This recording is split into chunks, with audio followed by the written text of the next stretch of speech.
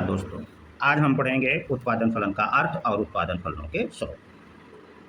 सबसे पहले हम ये जानेंगे कि उत्पादन फलन का क्या अभिप्राय है।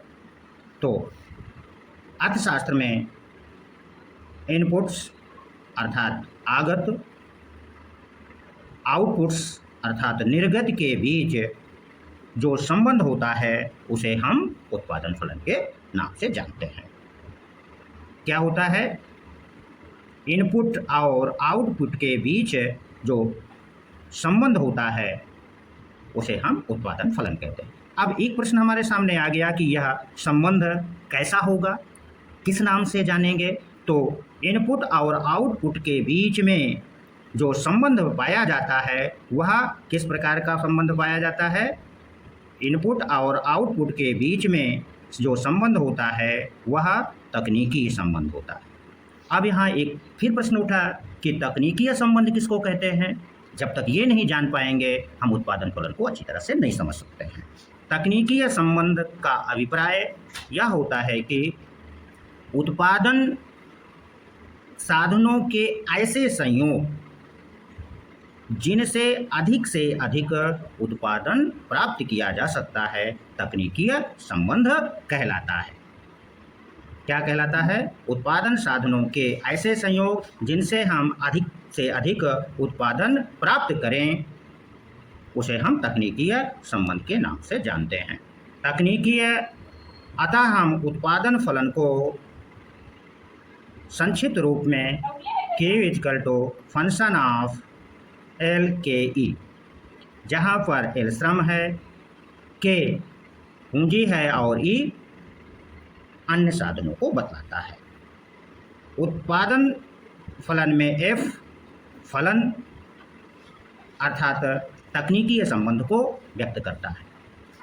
अतः हम कह सकते हैं कि आउटपुट की मात्रा अर्थात Q प्रोडक्शन निर्भर करता है इनपुट्स की मात्रा पर। अब उत्पादन फलन तकनीकी संबंध को ही क्यों बतलाता है? यह आर्थिक संबंध क्यों नहीं व्यक्त करता है? क्योंकि उत्पादन फलन में आउटपुट और इनपुट के मूल्यों को सम्मिलित नहीं किया जाता, अर्थात जो प्रोडक्शन होता है उसको मूल्य सम्मिलित नहीं किया जाता और जो साधन होते हैं L K E इनके मूल्यों का सम्मिलित नहीं किया जाता। इस प्रकार उत्पादन फलन आर्थिक समस्या ना हो करके बल्कि एक तकनीकी समस्या है। अब इनके बीच में जो आउटपुट हैं और इनपुट हैं, इनके बीच में जो तकनीकी संबंध पाया जाता है वह दो प्रकार का हो सकता है। कितने प्रकार का? दो प्रकार का हो सकता है। वो कौन कौन से? या तो भौतिकी संबंध होगा। कौन सा संबंध होगा? भौतिकी हो सकता है। दूसरा गणितीय संबंध। भौतिकी को हम प्राविधिक संबंध भी या टेक्निकल संबंध भी कहते हैं। आपसे परीक्षा में पूछा जा सकता है कि उत्पादन फलन के बीच में निम्न में कौन सा असत्य है, और लिख दिया जाए आपसे ऑप्शन में तकनीकी या प्राविधिक संबंध होता है, भौतिकी संबंध होता है, गणितीय संबंध होता है या उपरोक्त में सभी। तो आपको उत्तर में देना है कि उत्पादन फलन इनपुट और आउटपुट के बीच में तकनीकी संबंध, भौतिकी संबंध और गणितीय संबंध तीनों यदि दिए रहेंगे तो तीनों हमारे विकल्प सही होंगे। अगर तीनों में से कोई एक विकल्प दिया रहेगा तो वह विकल्प सही होगा। मेरी बात समझ रहे हैं? आशा करता हूं कि आप लोग समझ गए होंगे और कमेंट्स बॉक्स में ज़रूर लिखिएगा यदि आपको बात मेरी नहीं समझ में आ रही है तो मैं उसमें सुधार करने का प्रयास करूंगा। चलिए हम अगले टॉपिक पर पहुंचते हैं कि उत्पादन फलनों के क्या स्वरूप होंगे।